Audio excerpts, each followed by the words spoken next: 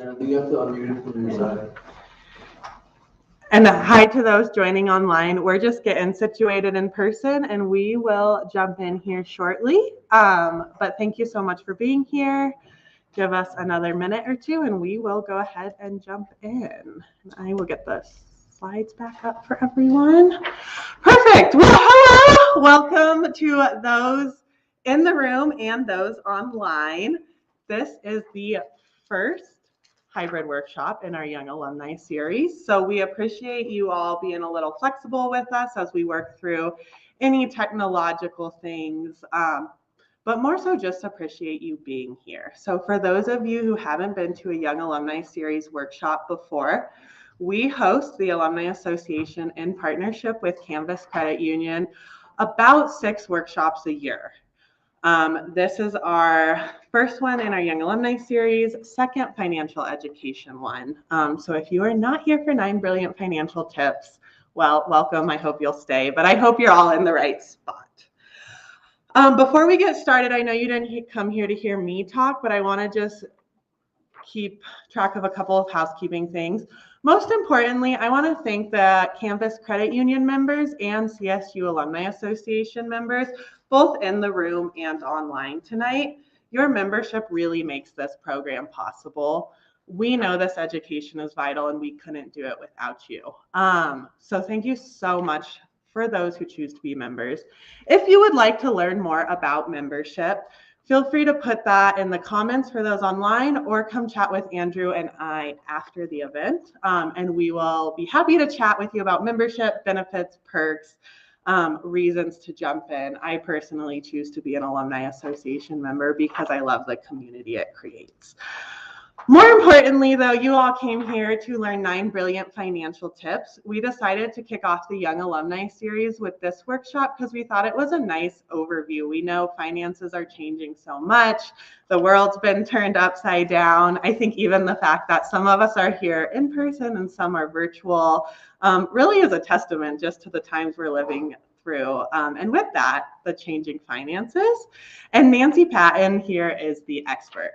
So Nancy is with Canvas Credit Union. She is also an Alumni Association member and an alum, horticulture, if I recall correctly, from small town Minnesota, has done a series of workshops, but she really is the expert. Ask her any and all the questions.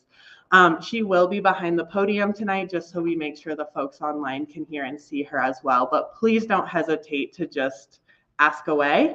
And so with that, I will go ahead and turn it over and let her jump in. Thank you so much for being here tonight. Thank you. Thank you, Alexandra. Are you, and you're monitoring chat if we're doing chat? Okay, so hello, thank you for being here. So excited to be in person and online. It still has value, doesn't it? So I'm Nancy Patton from the Community Involvement Department at Canvas Credit Union, and we are going to spend the next few minutes discussing some easy ways you can improve your financial life. The goal is to make sure you have several ideas you can start doing now, right away, to improve your financial wellness. It's real life advice about ways to have a true impact on your finances. Another way to think about that is, the buzzwords these days are financial health, financial well-being, stability, savvy, smart, security, knowledge, freedom, pick your word. It really is brilliant to do some simple things to manage your money. So in the live class, please ask questions. Just, jump in and ask questions or contribute that way. If you're online, Alexandra's watching chat, and we would love to know your chat questions, comments, experiences. A lot of times I'm just going to ask you online to say yes or no, a quick way to respond to the information. And afterwards, the slides go out and a recording goes out. So super cool. And I think that's our housekeeping.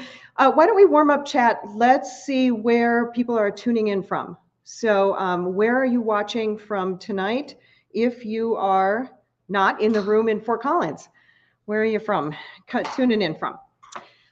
And then while you're doing that, while you're lighting up chat with where you're tuning in from, here are the 9 brilliant financial actions that we're going to put out there for you to consider doing.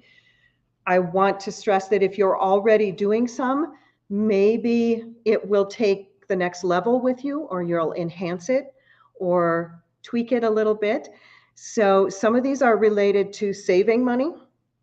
Some of them are about spending. There's at least one that's about loans. And there's actually a couple more about the mental game, kind of the way our minds mess with us about money. Alexandra, what do we have? Where are people from besides Fort Collins?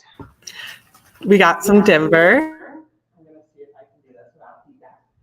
Denver, we got one from California. Those are the two you have. Well, feel free online to let us know where you're tuning in from. So here's the first thing we are going to talk about as a basic, effective, important, critical, significant, valuable, impactful, successful step you can take to set yourself up for financial health. So in case the advice of every financial expert out there wasn't enough, the pandemic showed us how important it is to have emergency savings. And the best way to get savings built up is to pay yourself first. So if I were to ask the room, anybody know what pay yourself first means? Anybody define pay yourself first? Or in chat, feel free to give us a definition. So when you get your paycheck, you cut part of that and put it into savings, investments, retirement. So, and that's money then that you can't touch.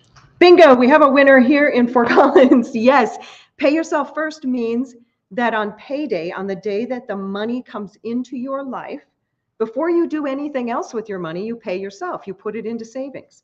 There's a lot of different ways you can do this, but before you pay rent or car payment or groceries or lottery tickets or you go to Chick-fil-A, you pay yourself first. And you can put that money on payday into something as simple as an emergency savings account. You could put it into retirement funds. You could put it into a vacation fund, Christmas fund, car buying fund. The point is you're not spending it, you're setting it aside for the future. So I usually ask at this point if anybody's already doing this. So think about all those examples. Are you setting aside money for retirement? Do you automatically build savings somehow?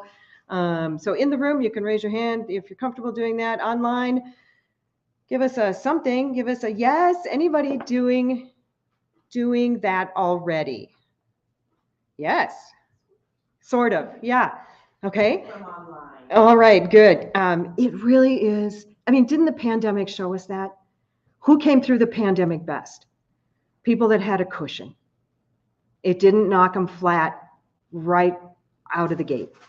So that's absolutely going to be our first suggestion for you. And then I just wanted to go through an example of how easy it is to set this up. So you need to decide how much you're going to set aside each paycheck. And if you're setting it aside into different accounts, you have to figure out how much is going into, each area. But here's an example of how much you could save in a year by moving money every payday if you're paid bi-weekly. So this is based on an every other Friday kind of payroll, and the different dollar figures, how much you would have at the end of the year if you did that. I think my point on this slide is that it took me 22 seconds to set this up. Once I knew how much money I was going to move, I went into home banking, went to transfers, set it up to move that amount of money on payday, set it to keep reoccurring until I stopped it, and boom, 22 seconds. And I've got this amazing habit that's going to benefit my financial life. Curious. Any questions, comments about that? Did you know it was that easy to do, to become a brilliant financial person in 22 seconds just by setting up in home banking a transfer on payday? Okay. Yeah. How, I mean, I think it probably varies bank to bank, but is there a way to set it up where it's not every paycheck, Sure. where it's like, So the question is about how often you can set it up. Say you didn't want it to be every paycheck, you wanted it to be once a month or whatever, however you want to do that. Yes, all of these options inside home banking, inside your app, your banking app, are going to allow you to pick when it moves. So is it every other Friday? Is it every first of the month? Is it, but the point on paying yourself first is really to set it up automatically so you don't have to think about it, but you get to figure out what that automatic is. yeah, I guess I was just wondering, because most months I'm okay, but then when like tuition and student fees come up, that month is. So she's got a situation where there's a month that has more expenses than other months. So I'm going to suggest, actually, this is a great question. I am going to suggest that you set it up to move every single time, the same time, even when you know that there's going to be a hiccup month. And if you need to go dip into savings, you've got it. But what you've established is the habit. So we actually find that sometimes people get excited about the concept and they end up moving too much money. And then they're always dipping into savings. And we don't want that habit. We want the habit of saving. But if you've set up too much, just drop it. But don't do away with the habit. So if you set up $25 and it turns out you really need to set up 15, that's great. Make the adjustment. But keep the habit. And then if you need to dip into it, you've got it. Did that help? Okay. Another question for you, Nancy. Question from online. Online attendees, how much percentage-wise of a paycheck do you recommend setting aside? So almost everything about finance is personal and up to individuals. Kind of a recommendation is 10 to 20% of what's coming in. And that's a pretty big range. And so it's very, very much your personal choice. I am much less concerned about the percentage you set aside than about the habit of setting it aside. Great question. Okay, we will hop on to our next one unless there are other questions. Again, I can't stress how basic this is. It really doesn't take much effort or time, and the reward is amazing. Okay, so the second suggestion we have for you, the second brilliant tip, is that you might as well earn the most that you can with the money you're setting aside. So if you're saving money, let's add to your brilliance by getting the most from your savings. I haven't done this before with this class, but I wanted to be sure everybody knew the difference between a basic savings account, a money market account, and a certificate of deposit. So I'm just going to look at the eyes in the room. Does everybody know the difference between those? I got mostly yeses, but yeah, okay. So I'm going to assume that the in-person group was representative of the online group, and we're going to explain them a little bit. When you have a basic savings account, it has a small minimum balance to open and a small balance that you should keep there. And it also pays a small interest rate, but it's easy to withdraw. You can take it out anytime. A money market has a higher minimum to get started. And the more you have on deposit, the higher the interest you earn. But you can also access that at any time. And then a certificate of deposit has an even higher minimum usually, and to open it, and then you'll earn more interest on that money, but you're supposed to keep it there for a specific amount of time. There's actually a penalty on the interest you've earned if you take it out early. So if you set up a 24-month CD, you will earn more interest than you would on a 12-month CD, but you're supposed to leave it there for that amount of time, okay? And I don't know if you want to scribble these numbers down, but at Canvas, the minimum opening amount for a regular old savings account is $5. Okay, so anybody can have a savings account, $5. The interest rate you're going to receive is 0.1%. Not too great right now, okay? If you had a money market account, you'd have to have $1,000 to open it, and it pays a whopping 0.15.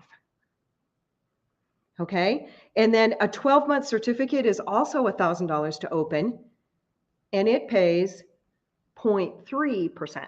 So those are really low earnings, and I'm going to do the next slide, which usually is kind of an aha moment for some people.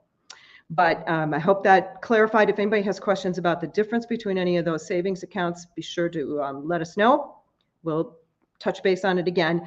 It does seem smart. If you're going to earn interest, you should earn as much as possible. Some financial institutions will pay more than others.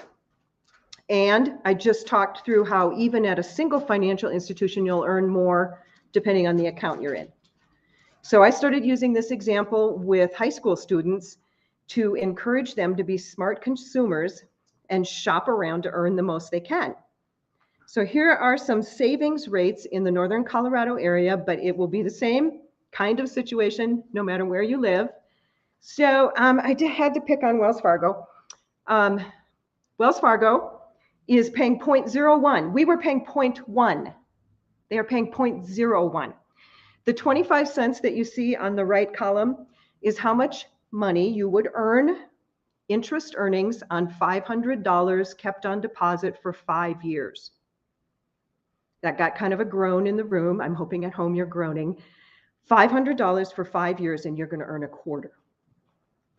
I'm happy to say that there's a local bank that pays twice as much, so you would have 50 cents after 5 years. Here's the Canvas basic account like I just talked about. Look at the difference. Boy, $2.51. But here's my real point.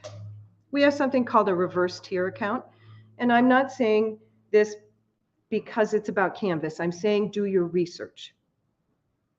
Financial institutions have different accounts. Okay, they pay different amounts. Which one would you rather have, $65 or a quarter?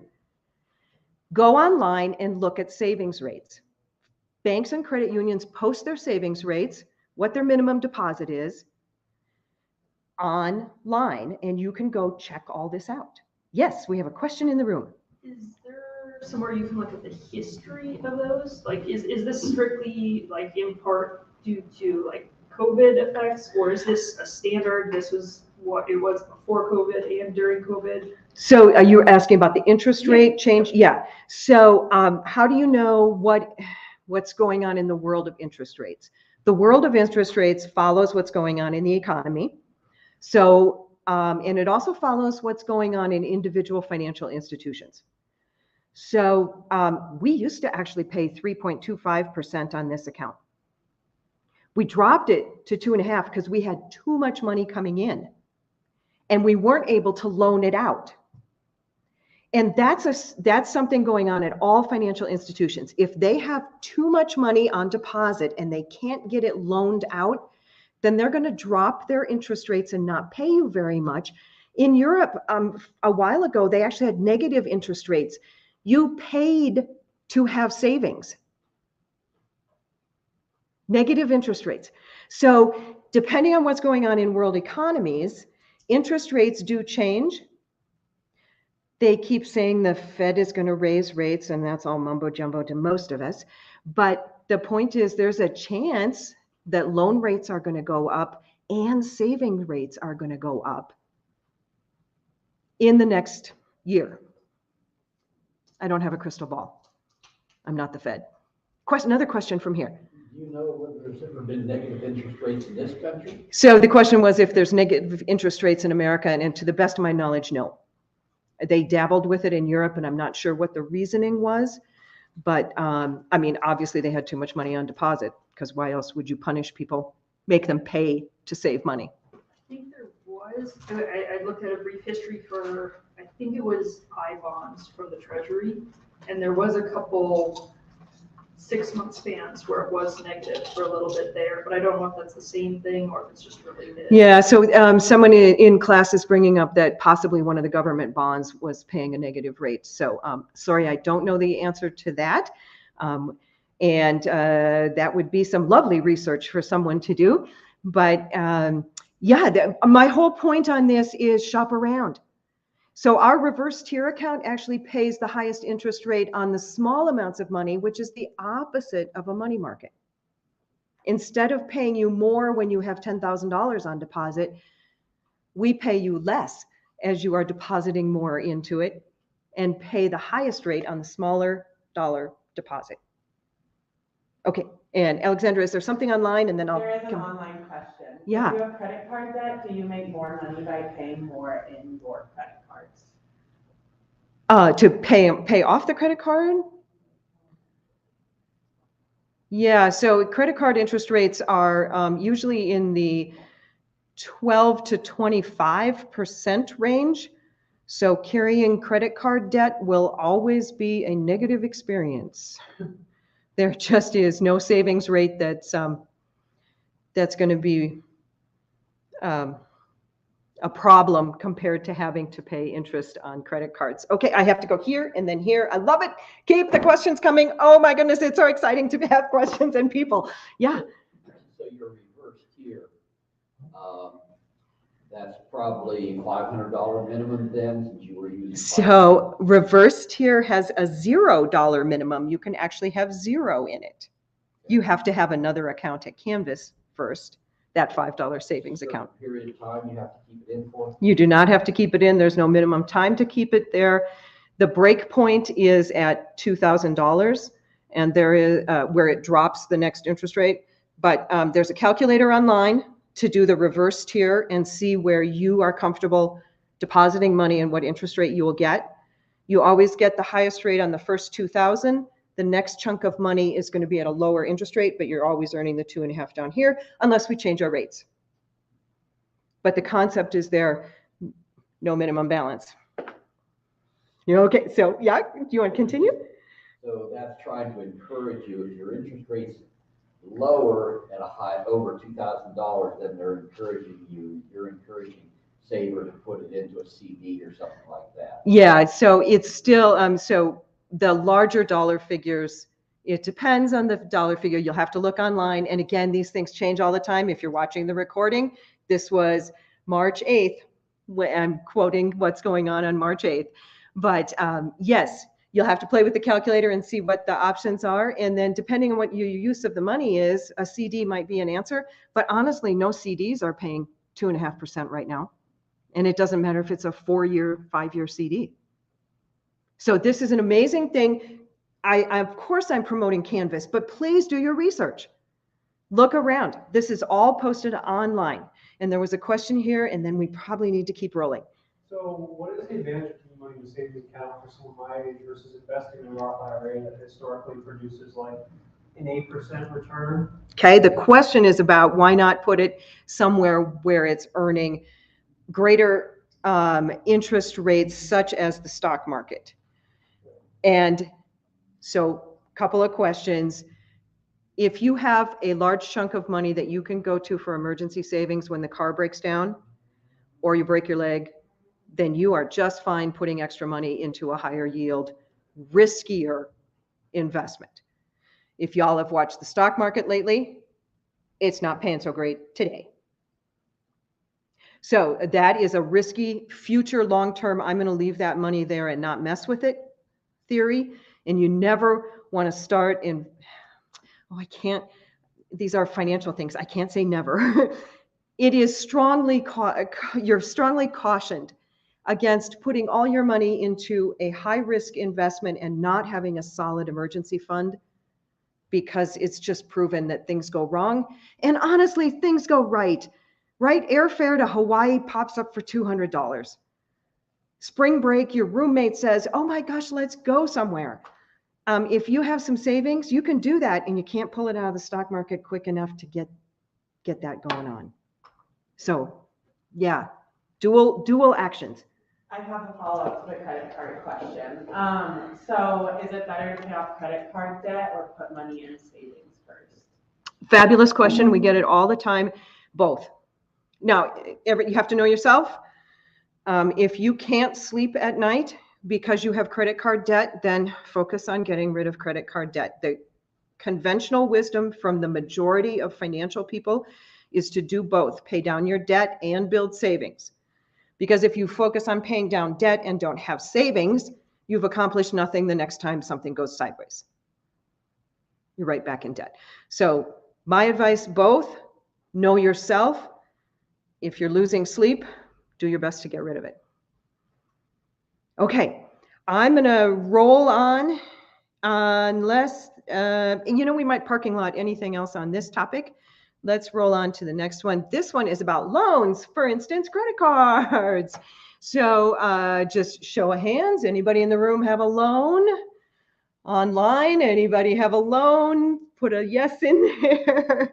So most of us do, whether it's a credit card or a student loan or car loan or whatever. This is our smart financial action that you can add to your life related to loans, and that's to pay ahead. Whatever the minimum payment is on your loan, add a little extra. Why would you do that? It's going to save money on the loan interest that you're paying. It's going to get you out of debt quicker. Two things by paying ahead just a little bit. We had somebody on staff at Canvas, they had a car loan, they paid ahead $5 a month, just $5 extra. Again, I'm not so concerned about the huge amount of money that you would be putting toward this loan. I'm concerned about the habit of paying extra, paying more than the minimum, no matter what kind of loan you have. And then I want to focus on those credit cards because this is the place where it really has an impact. Paying ahead on your credit cards is really super smart because the interest rate is so high. So here's an example. Again, you figure out how much you're going to pay extra on whatever loan you've got, all of your loans, do it every month. Adjust it if you need it, where you're paying 25 ahead and it's a rough month, pay 10 ahead. You will live long and prosper with this, I promise. So here's an example of $1,000 credit card debt at a mere 18.9%. That is low compared to many credit cards. If the minimum payment's $40, you're going to have to pay for 71 months and you'll pay an extra $511 in interest. If you just added $10 to your monthly payment, you're out of debt much sooner and you've saved money on your interest. If you can double it and pay 80 instead of 40, look how much sooner you're out of debt. And you've saved several $100s on interest. So paying ahead more than the minimum amount, whatever that is on your loan, is brilliant. It doesn't have to be complicated. It doesn't have to be huge. It's just a habit. Always add a little extra to the loan payment. I'm going to keep rolling unless there's a question on that one. Okay, so if it's been a while since you've had an economics class, you may have forgotten how opportunity cost works. And so let's talk through opportunity cost. If we were robots, we would make money decisions rationally. And so instead of spending based on our emotions or based on media influence or TikTok or whatever's going on, we would use opportunity cost to analyze what our best use of our money is. The concept is we can only spend money once. What's my best use of what I have? So what are some things you could spend $5 on? I'm looking to my room full of people or online. What could you spend $5 on? Starbucks, absolutely. Coffee. Yeah. Coffee was online. Okay. What else? Pet toy. Ooh, a pet toy. Happy Meal. A happy, yes. I used to say fast food and you can't anymore. It has to be the kids' meal is the only one you're going to get for $5. I used to say magazine. I don't think you can even get a magazine for $5 anymore. They're all $7. But you could buy $1 lottery tickets. You could give $5 away to the guy on the corner. The point is you can't do all those things. You have to take the $5 and decide what's your best use of it. And if we just ran through several options on ways to spend $5, imagine what our brains do when we're faced with something like spending $1,000. The options are just overwhelming. So we can't do an accurate analysis And so we come up with some other kinds of things to figure out what's our best use of money.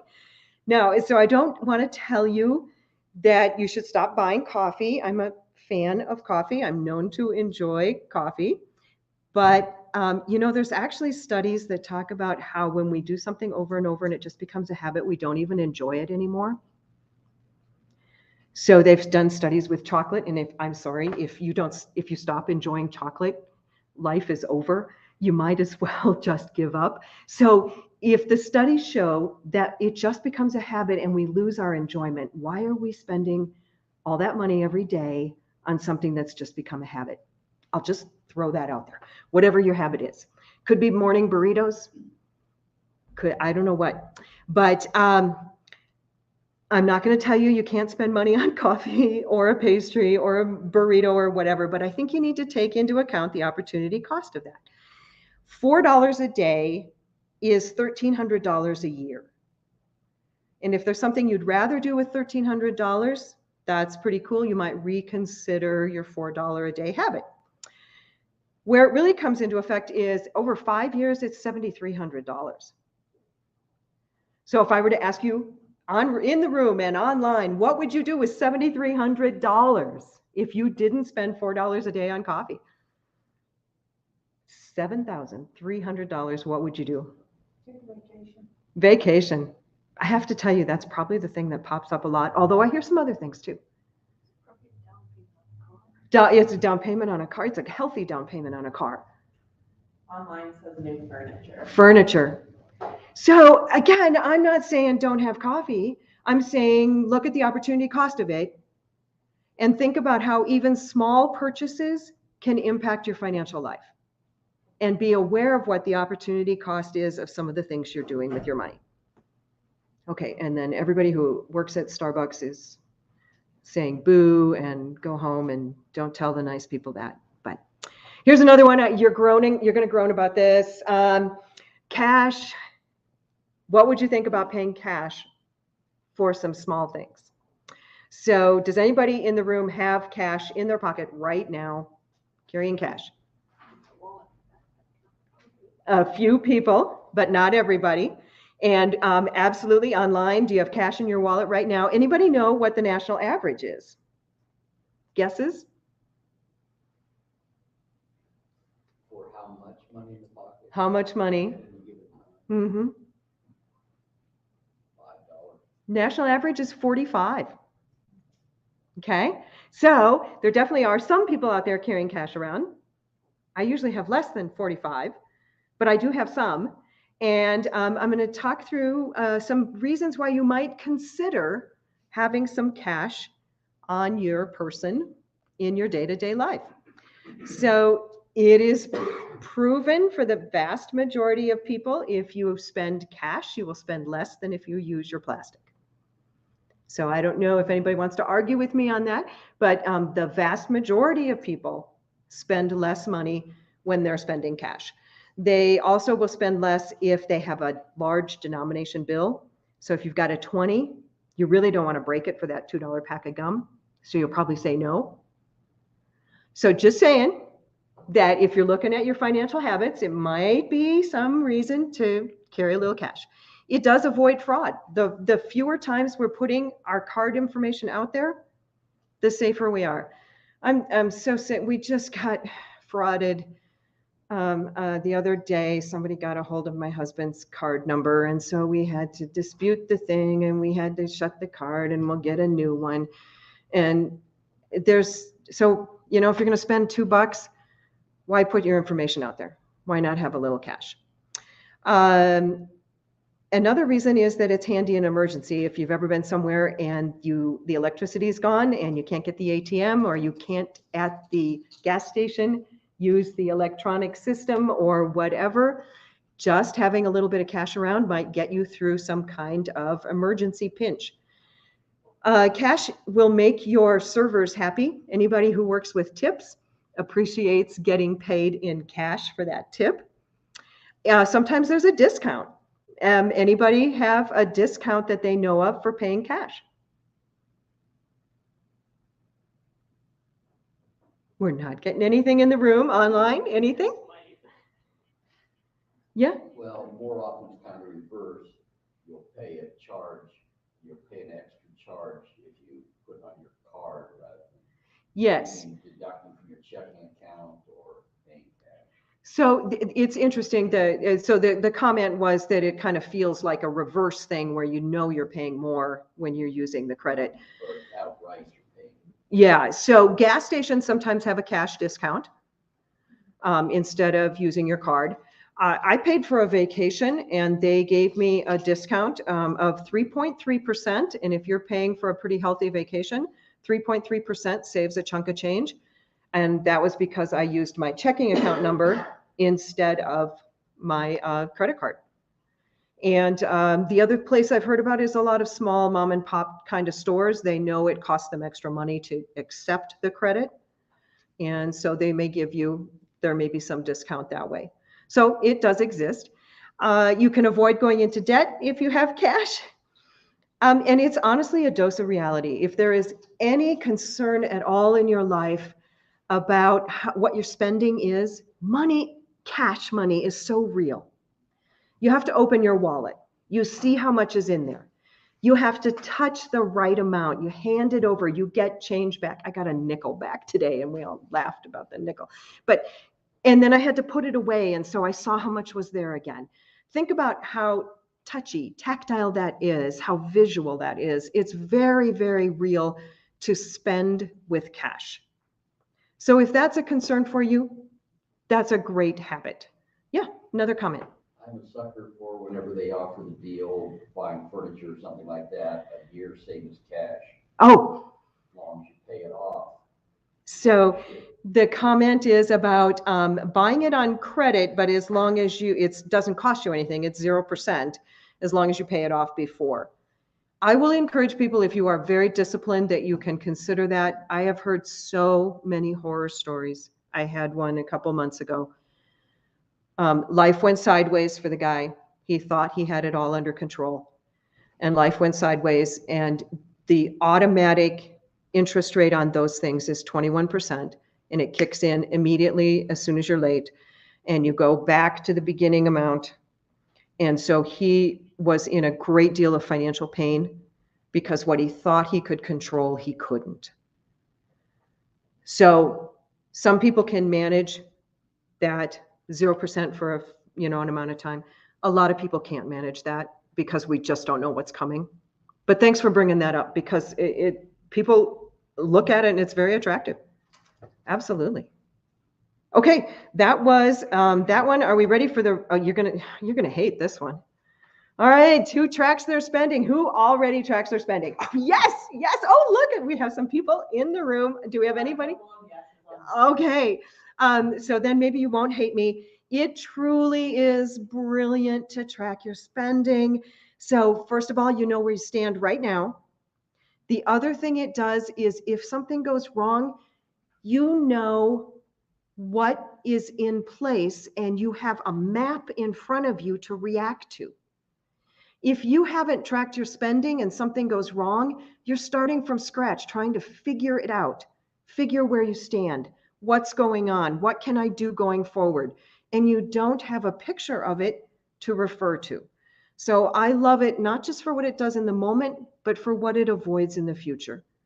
So any other just general comments about tracking your spending? We're going to dive into it a little bit. But yeah, it really is one of those brilliant things. Everybody's going to tell you you should do it. It does take longer than 22 seconds to do this. There's some reasons on the slide about why you would want to. I think the most important thing to consider with a tracking system is that there's so many options out there. You just find the one that works for you. So somebody in the room, tell me what you use. Do you a notebook, a spreadsheet, app? What do you use? Excel spreadsheet. Yeah, Microsoft makes a certain function that actually will connect to your credit card, so it'll track all your spending for you, so you don't have to do any work. Yeah, so he's in the room. He's got an app that's tracking it tied to the checking account. Yeah, and then it puts it into the Excel spreadsheet. There are some home banking apps that do some financial things. Yeah, there's just so many things. Honestly, run into a ton of people that use a piece of paper and a pencil and a calculator.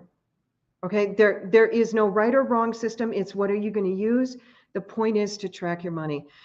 My favorite story about this is I taught a class. There was a guy, he had never tracked his spending, sat down and actually figured out how much he was spending on eating out.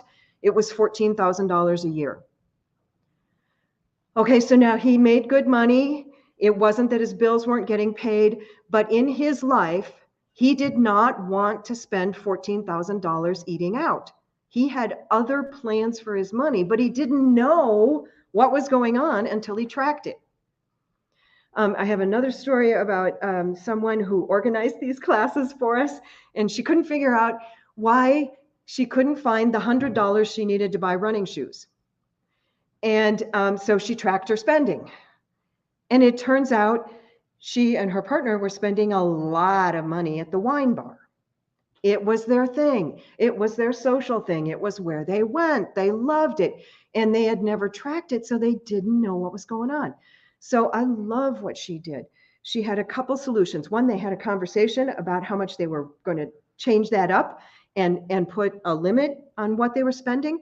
And then she got a job there.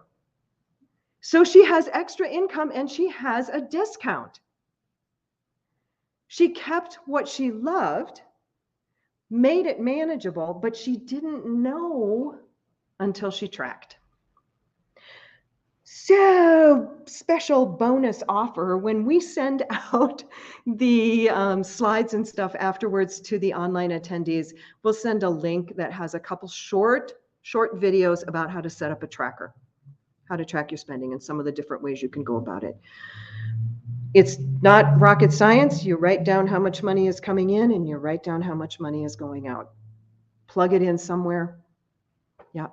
Okay, Alexandra, it looks like. I was going to say, I'll also add that link you will get with the recording and slides and follow-up resources. We'll link you to all of our other Young Alumni workshops, all led by Nancy. There was one specifically on building a budget. So if this is the area you really want to dive into, I would encourage you to watch that as well. So for those of you who are online and maybe didn't hear the microphone pick up, if the information that goes out following the class will have access actually probably to 2 sources of videos, including some that were done here for the alumni. So yes, thanks. I have a nice young man who told me he was leaving. He's not just angry because I talked about tracking systems. All right, so tracking is really, really important. It is just foundational to knowing what your money's doing. And like I said, knowing that it's doing what you want it to do. So this tip isn't about spending or saving. It's about your risk tolerance, being smart about avoiding identity theft. When it comes to staying safe financially, you have to balance safety and convenience. So how many of you love technology? We have any tech lovers? Thumbs up. Yes, from online. Yes, we have it online. Okay, we had more head shaking in the room. There were less tech lovers in the room. Every time we're connected, it does increase our risks. And so I'm going to talk through some different things to at least consider in our quest for financial wisdom. There are some basics about staying safe financially. Extra hassle usually means extra safety, and then we avoid being a theft victim and we're saving both time and money. And again, I don't know how these people got my husband's credit card number, but we had to have several tense minutes where we were looking to be sure that there was not a lot of charges, looking up the company, looking up this, stopping that. Very frustrating. And that was a small thing, pretty easily managed. So I really encourage you to consider some of these things to avoid hassle, avoid being impacted by the hassle of a theft. So we're going to hassle ourselves up front to avoid theft hassle, whatever. Here are some things to consider. Oversharing on social media. Please don't accept invitations from people you don't know. Is your full birthday out there? The bad guys really, truly do use Facebook to scam people. Distraction and speed are always your enemy. If you're clicking on links or attachments without thinking, you can get in big trouble. Did the tracking link come to you, but you didn't order anything? Is the prize too good to be true? Is the text from someone you don't know? I had that happen the other day. I got a text. I was like, I think I know who this is, but I'm not sure. And I had to go through a couple extra things to verify before I responded. So I went through some extra hassle to be sure I was staying safe. Many victims actually know the thief that took their information. So at home, you want to be sure you're keeping your passwords safe and that kind of activity in the house.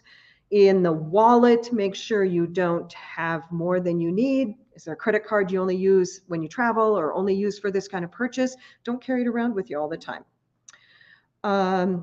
And I know you're going to not like this one. If you save your credit card numbers online in the account, your purchases go quicker, but it means you're trusting that company to keep your information safe. So I know it's a hassle to enter your account number, your password, your credit card number, your address. I know it's a hassle to enter that every time you purchase something. But the fact is you're safer doing that way. So you're going to have to pick which, whoops. Sorry, I was trying to find my cursor and it was all over the place. Sorry, technology. Who loves technology? It really is a risk when you're saving that information online. And then every time you connect, we just got a refrigerator. We now have a refrigerator that's connected to the phone. That is so annoying. Yes, I know it beeps. And when it's like the door is left open and my husband's phone goes off to say the door is open and Alexa, and there's how many things can we connect to these days? The smart thermostat, everything we connect to puts us at risk. And on our phones, I know it's a hassle, it's an extra step, but can you only use location services when you're actually using the app instead of having location services on all the time? Can you not give it access to your microphone, not give it access to your camera? Some things to think about. It's a little more hassle. It should yield extra safety, which should keep you financially safer. Okay, this is one of my favorite ones, the theory of relativity. It's a mental trap. And I'm going to give some examples that might help you be brilliant with your money. Relativity leads us astray in our values because we compare the wrong things. So it's certainly wise to compare things. We were talking about interest rates, comparing interest rates. But let's go through some ways that relativity could fool us. I'm going to say that you're out shopping and you go to the shoe store and you find the shoes that you want. They're $60. At checkout, the clerk very kindly, for some reason, tells you that those same shoes are available at a store 5 minutes away and they only cost $40. And you think, I could save $20 by driving for 5 minutes? Sure, thanks so much. I hope you don't get paid on commission. I'm out of here. And you go buy the cheaper shoes. Okay, your next stop is at the furniture store.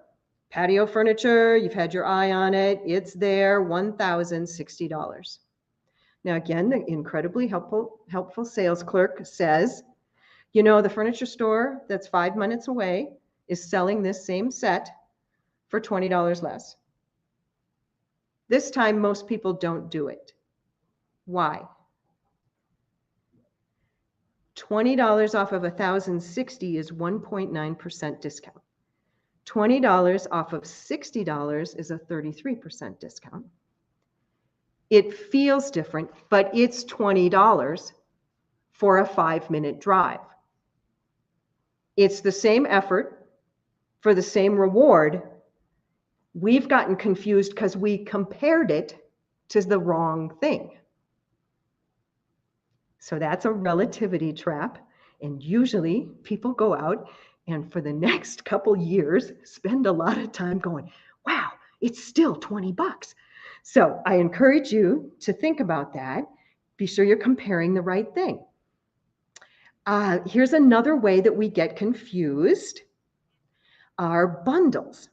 So the value meal, if you're in the car and you've got a bottle of water and you want the burger and the fries, but you don't need the drink, but you look at the pricing and you think, well, it's only $1 more and I get the drink. You're spending more for something you don't need or want, but it feels like you're getting a better deal. So the bundle confused our comparison skills. The relativity of it has been thrown off, okay? And I'm not going to ask if any of us have fallen for that, because I know we all have, and I still do, and I just tell myself, oh, that was stupid. But here's another relativity trick. Once you commit to spending a big amount, adding a little bit doesn't seem like a big deal. So if you have a cart full of $200 worth of groceries, what do they have at the checkout? Gum, magazine, candy bar, little flashlight, battery. I mean, it's amazing, right? Every time I go, I'm like, wow, you thought to add that. Face masks, you name it. If it only costs $1 or $2, it's at checkout. And you think, yeah, what's the magazine? I've already got $200 worth of groceries. Or you're buying a car. Average car prices right now are through the roof, right? So $35,000 car, what's the big deal adding $300 floor mats? You could go to Walmart and get floor mats for less than $300, but you're spending $35,000. Throw it on the loan, no problem. This is relativity. We're comparing the wrong thing. And so, again, you don't have to admit that you've fallen for any of this, but have you seen it? Has anyone online, give us some kind of reaction. Have you seen relativity at work? Yeah, I'm seeing a few head nods. Thank you. So be considering how relativity might throw you off in your finances. This is our last tip. It's related to the speed with which we make financial decisions. So there are a bunch of research studies and financial experts who point out the importance of slowing down and thinking before we spend. Speed is often the enemy of smart when it comes to spending. So just like speed can put us at the risk of fraud, speed can be the enemy of spending.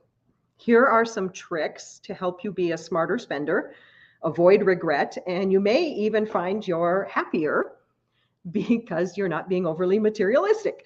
So there's a whole bunch of different studies related to money and emotions and fun things, but knowing what your weak spot is helpful. So if it's the credit card, slow down the way you spend on your credit card by wrapping a piece of paper around it and writing on it how much you still owe. You can't use the card that way until you see what you already owe on the card. Some people freeze their credit card in an ice cube, forces them to slow down before they can use the card. Unless, of course, you've saved it online and it's all in the system. If your weak spot is going out with friends and spending more than you have, or feeling like you have to keep up with what's going on socially there, take cash or take a prepaid card with the amount you're comfortable with. Know that in that social setting, you're going to be pushed and you're going to be tempted to do things you really don't want to do. So come up with a solution before you head out. Emotions influence our spending. I mean, seriously, how many of us have shopped or spent when we're angry, when we're sad, when we're happy, lonely, bored? And so many emotions trigger our spending. So just being cognizant of slowing down and thinking about it. Am I doing this because I'm mad at them? Slow it down by not storing the card number. Slow it down by forcing yourself to comparison shop. I'm not going to buy this thing until I've shopped 3 different places. I've at least researched 3 different places to see if there's a better price. You can slow it down. A ton of people do this. Put the item in your shopping cart online, but don't buy for 24 hours. 24-hour breathing period before you actually make the purchase. I can't tell you how many people pull the item out of their cart. Even a couple hours. But a 24-hour slowdown before you actually make the purchase is as brilliant on slowing down your spending. Some people have a dollar limit. They've agreed in their relationship or just for their own personal self, I'm not going to spend $100 unless I check with somebody. So I'm going to check in with my sister. I'm going to tell them, hey, I'm about to spend $100 on this. Or your spouse or whatever, but somebody is accountable. You have some kind of accountable conversation about the amount you're going to spend.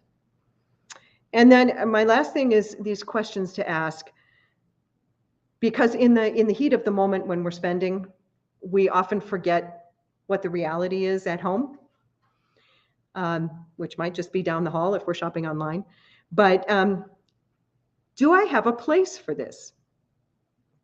How many things do we buy and we get it home and it's like, oh, yeah, okay. So do I have a place for this? Do I already have enough of this? So my weakness is lavender plants. I somehow buy too many lavender plants. I don't have a sunny spot to put lavender plants. I put them somewhere and they die because they're in the shade. Every year I buy too many lavender plants. Maybe this year, because I've used it as an example many times now, maybe I will not buy too many lavender plants. But do you have too many fishing lures? Do you have too many pairs of black pants? What's your too many? Will this bring me joy in a month? Is it a right now thing, or is there a long-term joy? Is it a want or a need? I love it. We talk to middle school kids, and the middle school kids pipe up all the time. Well, that's not a need, that's a want. So can you be smarter than a middle schooler and ask yourself if it's a need or a want? Can you borrow it?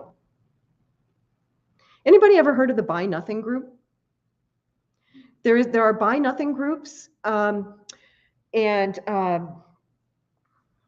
it's a little online community. My daughter-in-law is very active here. And you basically say, hey, I've got a cooler we're not using anymore. First person to respond, you put it out on your front porch, they come and pick it up. We did a birthday party. I have, Paw Patrol, birthday theme. We're done. Everybody else doesn't want Paw Patrol. First person to respond.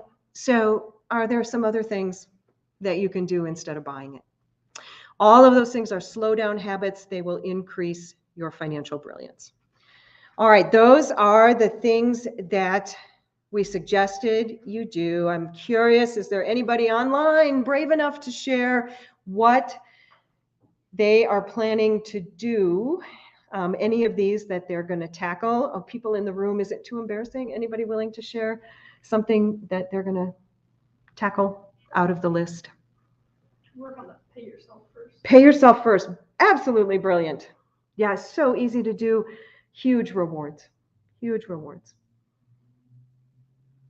I have a question for you if you're ready for a question. You bet. So if you have multiple credit cards, how do you decide which one to pay off first? So there's two theories. One's called avalanche and one's called snowball. I can't remember which one is which. One of them, you pick the highest interest rate card and you work very hard to get rid of that debt, which means you can't add to that debt, but you pay off the highest interest rate card first, and then the money that you'd been spending on that card, you turn around and apply to the payment on the next highest interest rate card. So that's one way to think about it until your debt is gone. You still have to make the minimum payments on all of them, but you focus on getting rid of the highest debt and then moving to the next highest interest rate. The other way, which goes for the quick win, is to pay off the smallest balance. Focus on getting rid of a balance and then take that money and focus on getting rid of the next biggest balance that you owe. Different strokes for different folks. What's your emotion? What do you think? Pick your system. Thank you. And then just to continue to be the voice of online folks, we've got some saying pay yourself first, not fall into relativity, and pay cash. Ooh, okay, so we had some Einlon folks who were pay cash, some were pay yourself, and relativity. Awesome, awesome, awesome. That's our class for tonight. I mean, I have a pretty little slide that talks about Canvas. Happy to take other questions basically on anything at all financial. Do we want to wrap the taping or? Okay, so I'm stepping aside. Okay. I'm just going to switch over real quick and say thank you to those who joined online and in person. As I mentioned, this was one of our first hybrid workshops. So I know there was a little maneuvering on both sides, and we appreciate you all being here. I just want to reiterate that you will receive the slides and a recording from tonight via email within the next couple of days. In that same email, you'll also get a survey link. So whether you are in the room or online, we would love feedback. It truly is how we improve, how we make this experience better for each of you. I know when you registered, you also offered us some topic suggestions, questions, whatnot. But if between your registration and now you've had some genius ideas for additional topics you'd like to see, so much of our programming truly does come based off of direct feedback. And then you will also see my contact information as well. So any additional questions, if they pop up down the road or weeks from now, we can either connect you directly to Nancy at Canvas Credit Union or get those answered at the Alumni Association. But again, just want to say thank you, especially to those online who we don't see in person and in the room. And one more huge thanks to Nancy for leading tonight's workshop. Perfect. And then we will do a round of applause for Nancy. All right. My goodness, I miss pacing around. And if folks in the room have additional questions, we'll go ahead and Yeah, anything. Go ahead, fire anything. Points or credit card purchase. Yeah. So if you're really good with your